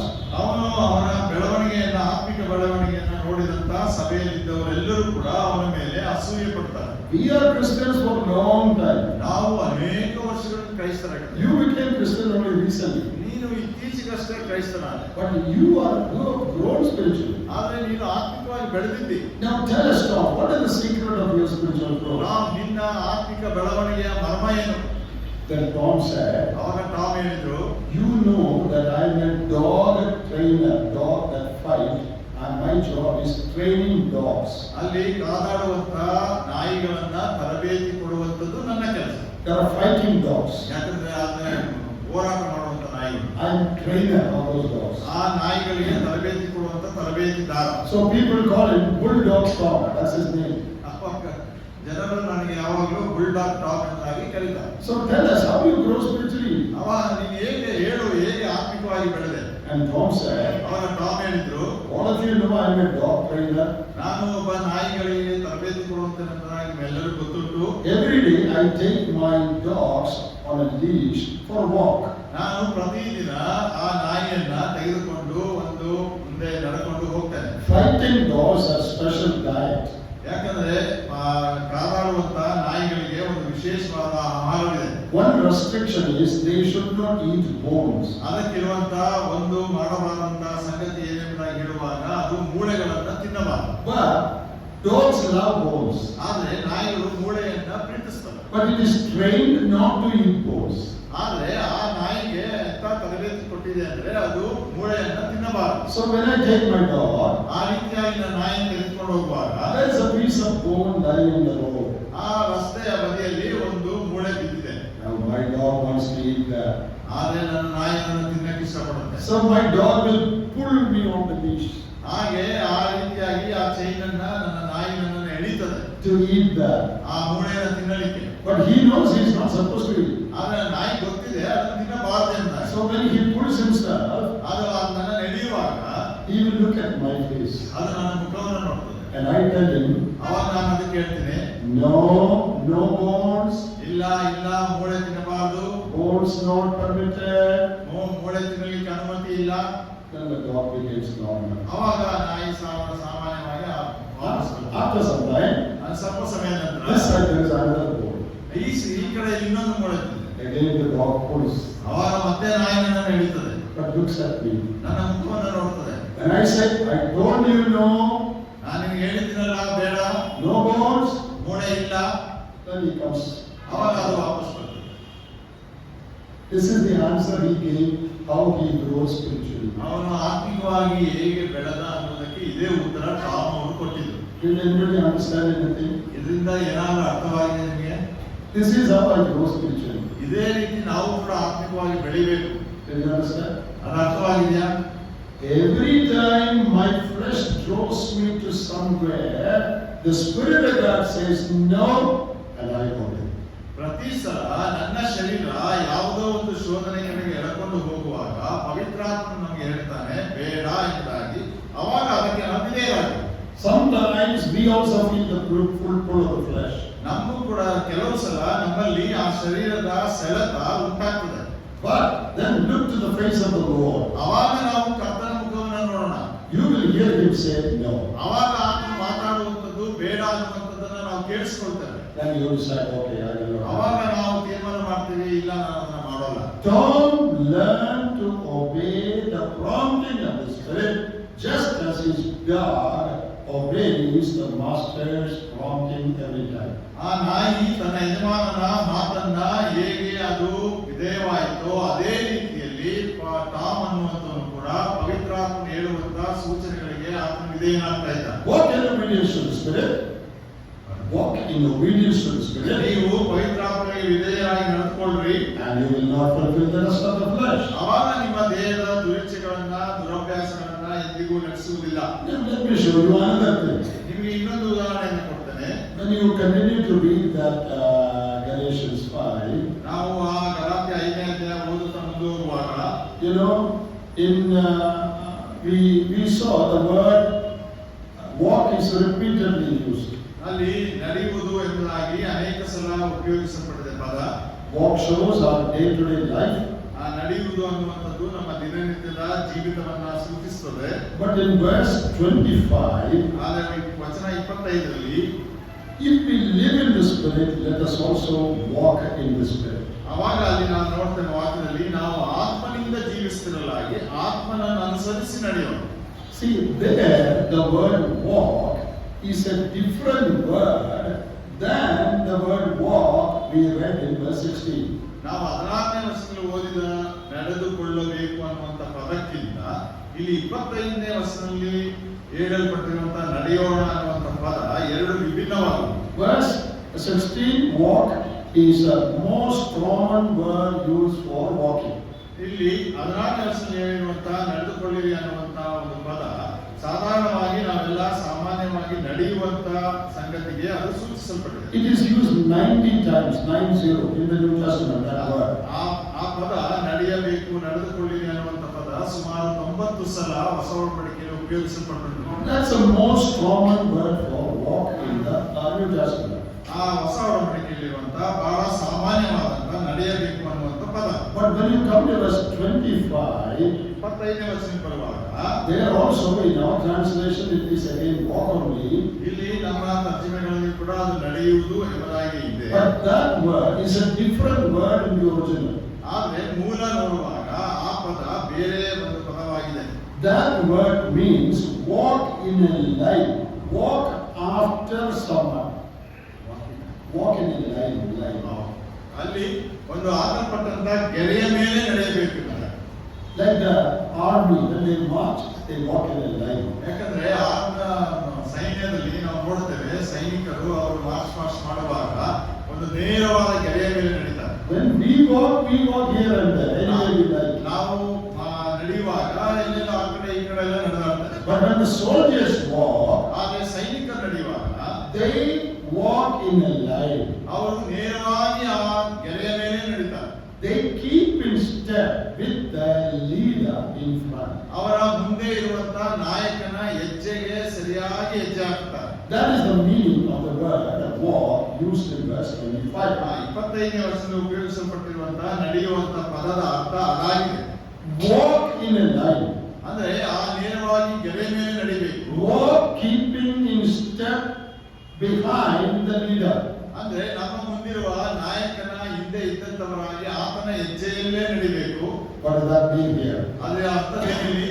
Walk keeping in line with the Holy Spirit. ಅಂದ್ರೆ ಪವಿತ್ರಾತ್ಮನು ಹೇಗೆ ನಡೆಯುತ್ತಾನೋ ಅವನ ಹಿಂದೆಯೇ ಅದೇ ಹೆಜ್ಜೆಗಳನ್ನು ಹಾಕುತ್ತಾ ನಡಿಬೇಕು. Not just walk anywhere you like. ಸುಮ್ಮನೆ ನಮಗೆ ಇಷ್ಟ ಬಂದ ಹಾಗೆ ನಡೆಯುವಂತದ್ದಲ್ಲ. You know when the army people walk, ಆ ರೀತಿಯಾಗಿ ಸೈನಿಕರು ಅವರು ನಡೆಯುವಾಗ they walk to the tune of a drum beat. ಅಲ್ಲಿ ಬಡಿಯಲ್ಪಡುವಂತ ಒಂದು ಶಬ್ದಕ್ಕೆ ಸರಿಯಾಗಿ ಅವರು ಹೆಜ್ಜೆ ಹಾಕ್ತಾರೆ. Someone beats the drum left, right, accordingly they walk. ಅಲ್ಲಿ ಅವರು ಆ ಡ್ರಮ್ ಅನ್ನ ಹೊಡೆಯುವಾಗ ಅದಕ್ಕೆ ತಕ್ಕ ಹಾಗೆ ಅವರು ಹೆಜ್ಜೆ ಹಾಕ್ತಾರೆ. And the word used here means, ಆದ್ರೆ ಇಲ್ಲಿ ಆ ಪದ ಉಪಯೋಗಿಸಲ್ಪಟ್ಟಿದೆ ನೋಡುವಾಗ, we should walk in tune with the heavenly drum beat. ಹಾಗೆ ಪರಲೋಕದಿಂದ ಬಡಿಯಲ್ಪಡುವಂತಹ ಡ್ರಮ್ಮಿನ ಶಬ್ದಕ್ಕೆ ಸರಿಯಾಗಿ ನಾವು ನಡಿಬೇಕು. You hear a drum beat from heaven. ನಾವು ಪರಲೋಕದಿಂದ ಬಡಿಯಲ್ಪಡುವಂತಹ ಶಬ್ದ ಕೇಳಿಸ್ಕೊಳ್ತೇವೆ. That is the prompting of the Holy Spirit. ಅದು ಪವಿತ್ರಾತ್ಮನು ನಮಗೆ ಕೊಡುವಂತಹ ಸೂಚನೆಗಳು. According to that tune, you put each step forward. ಆ ಸಂಗೀತಕ್ಕೆ ತಕ್ಕ ಹಾಗೆ ನಮ್ಮ ಪ್ರತಿಯೊಂದು ಹೆಜ್ಜೆಯನ್ನ ನಾವು ಇಡಬೇಕು. So how should we walk? ನಾವು ಯಾವ ರೀತಿ ನಡಿಬೇಕು? Two words are used. ಎರಡು ಪದಗಳು ಉಪಯೋಗಿಸಲ್ಪಟ್ಟುಂಟು. The first word means walk, obeying the Spirit. 16ನೇ ವರ್ಷದ ಮೊದಲನೇ ಪದ ಏನಂದ್ರೆ ಪವಿತ್ರಾತ್ಮನಿಗೆ ವಿಧೇಯರಾಗಿ ನಡಿಬೇಕು.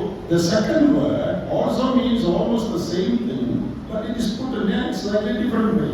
25ನೇ ವರ್ಷದ ನಡೆಯೋಣ ಅನ್ನುವಂಥ ಪದ ಒಂದು ವೇಳೆ 16ನೇ ವಚನದ ಪದಕ್ಕೆ ಸಮಾನವಾಗಿದ್ರೂ ಕೂಡ ಸ್ವಲ್ಪ ವ್ಯತ್ಯಾಸ ಇದೆ. New International Version puts it like this. ನಾವು ನ್ಯೂ ಇಂಟರ್ನ್ಯಾಷನಲ್ ವರ್ಷನ್ ಅಲ್ಲಿ ಆ ಪದವನ್ನು ಹೀಗೆ ನೋಡ್ತೇವೆ. Let us keep in step with the Spirit. ನಾವು ಪವಿತ್ರಾತ್ಮನ ಹೆಜ್ಜೆಯೊಟ್ಟಿಗೆ ಹೆಜ್ಜೆಯನ್ನ ಹಾಕುವಂತರಾಗಿ. Let us keep in step with the Spirit. ಆ ಪವಿತ್ರಾತ್ಮನ ಹೆಜ್ಜೆಯನ್ನೇ ಹಿಂಬಾಲಿಸುವಂತವರಾಗಿರೋಣ. Then you will not fulfill the lust of the flesh. ಆವಾಗ ನಿಮ್ಮ ದೇಹದ ಶರೀರದ ಅಭಿಲಾಷೆಗಳನ್ನ ನೀವು ಮಾಡುವುದಿಲ್ಲ. That is Christian life. ಅದು ಕ್ರಿಸ್ತಿಯ ಜೀವನ. How should we live? ನಾವು ಹೇಗೆ ಜೀವಿಸಬೇಕು? Not as we like. ನಾವು ಇಷ್ಟಪಟ್ಟಂತೆ ಅಲ್ಲ, Live in obedience to the Holy Spirit. ಪವಿತ್ರಾತ್ಮನೆಯನ್ನು ಅನುಸರಿಸಿ ನಾವು ನಡ್ಕೊಳ್ಳಬೇಕು. Every prompt, ಪ್ರತಿಯೊಂದು ಆತನು ಹೇಳುವಂತ ಸಂಗತಿ, every ಪ್ರತಿನಿತ್ಯ obey what the Spirit says. ಪವಿತ್ರಾತ್ಮ ಏನು ಹೇಳ್ತಾನೆ ಅದಕ್ಕೆ ವಿಧೇಯರಾಗಬೇಕು. Now sometimes by mistake we may disobey. ನಾವು ಕೆಲವು ಸಲ ತಪ್ಪಾಗಿ ಅವನಿಗೆ ಅವಿಧೇಯರಾಗ್ತೇವೆ. Instead of listening to the Holy Spirit, we listen to the flesh. ನಾವು ಪವಿತ್ರಾತ್ಮನನ್ನು ಕೇಳಿಸಿಕೊಳ್ಳುವುದಕ್ಕೆ ಬದಲಾಗಿ ನಮ್ಮ ಶರೀರದ ಸಂಗತಿಗಳಿಗೆ ನಾವು ಕೇಳಿಸಿಕೊಳ್ತೇವೆ. But the moment you realize it, ಅದನ್ನ ಯಾವಾಗ ನಾವು ತಪ್ಪು ಎಂಬುದಾಗಿ ತಿಳ್ಕೊಳ್ತೀವೋ, you confess it. ತಕ್ಷಣ ಅದನ್ನು ಒಪ್ಪಿಕೊಳ್ಳೋದು. Lord, I am sorry for listening to my own stuff. ಕರ್ತನೇ, ನಾನು ನನ್ನದಕ್ಕೆ ನಾನು ಕಿವಿಗೊಟ್ಟದ್ದಕ್ಕಾಗಿ ನಾನು ಪಶ್ಚಾತ್ತಾಪ ಪಡ್ತೇನೆ. I did not obey the prompting of the Spirit. ನಾನು ಪವಿತ್ರಾತ್ಮನು ಸೂಚಿಸಿದ್ದಕ್ಕೆ ನಾನು ವಿಧೇಯನಾಗಲಿಲ್ಲ. I confess it. ನಾನು ನಿಮಗೆ ಒಪ್ಪಿಕೊಳ್ತೇನೆ. Now I get back to the proper line. ಆವಾಗ ನಾವು ಮತ್ತೆ ವಾಪಸ್ಸು ಆ ನೇರ ಗೆರೆಗೆ ಬರಬಹುದು. If I stepped out of that line, ಆದ್ರೆ ಆ ಗೆರೆಯನ್ನ ಬಿಟ್ಟು ದಾಟಿ ಬರುವುದಾದ್ರೆ immediately correct and get back to the line. ತಕ್ಷಣ ನಿಮ್ಮನ್ನ ಕ್ರಮಪಡಿಸಿಕೊಂಡ್ರಿ ಮತ್ತೆ ವಾಪಸ್ಸು ಆ ಗೆರೆಗೆ ಬನ್ನಿ. That is Christian life. ಅದು ಕ್ರಿಸ್ತಿಯ ಜೀವಿತ. Christian life is not a life where you never make a mistake. ಕ್ರಿಸ್ತಿಯ ಜೀವಿತ ಎಂಬ ಹೇಳುವಾಗ ಆ ಜೀವಿತದಲ್ಲಿ ನಾವು ತಪ್ಪು ಮಾಡೋದೇ ಇಲ್ಲ ಎಂಬುದಾಗಲ್ಲ. Now we consider many things these 4 days.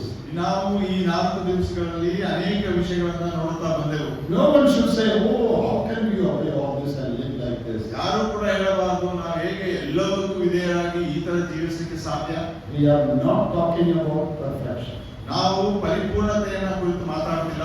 Christian life is not a life where you never make a mistake. ಕ್ರಿಸ್ತಿಯ ಜೀವಿತ ಮತ್ತೊಮ್ಮೆ ಹೇಳ್ತಾ ಇದ್ದೇವೆ ಏನಂದ್ರೆ ನಾವು ತಪ್ಪು ಮಾಡದೇ ಇರುವಂತ ಜೀವಿತವಲ್ಲ. It is a life where you do not want to make a mistake. ಆದ್ರೆ ಅದು ಎಂತ ಜೀವಿತ ಎಂಬುದಾಗಿ ಹೇಳುವಾಗ ನಾವು ತಪ್ಪನ್ನ ಮಾಡಬಾರದು ಎಂಬುದಾಗಿ ಜೀವಿಸುವಂತ ಜೀವಿತ. You try not to make a mistake. ನಾವು ತಪ್ಪನ್ನ ಮಾಡಬಾರದು ಎಂಬುದಾಗಿ ಪ್ರಯತ್ನ ಮಾಡಬೇಕು. But in case you make a mistake, ಒಂದು ವೇಳೆ ನಾವು ತಪ್ಪು ಮಾಡಿದ್ರೆ confess it. ಅದನ್ನು ಒಪ್ಪಿಕೊಳ್ಳಿ. 1 John 1:9. ನಾವು ಮೊದಲನೇ ವಾರ 1:9 Confess, God forgives. ಯಾವಾಗ ಅದನ್ನ ಅರಿಕೆ ಮಾಡ್ತೀರೋ Get back to the line, to the right step. ಆ ಸರಿಯಾದ ಹೆಜ್ಜೆ ಕಡೆಗೆ ಆ ನೇರವಾದ ಗೆರೆ ಕಡೆಗೆ ವಾಪಸ್ ಬನ್ನಿ. And you continue your life. ಅವಾಗ ನಿಮ್ಮ ಜೀವಿತವನ್ನು ಮುಂದುವರಿಸಿ. Always be honest with God.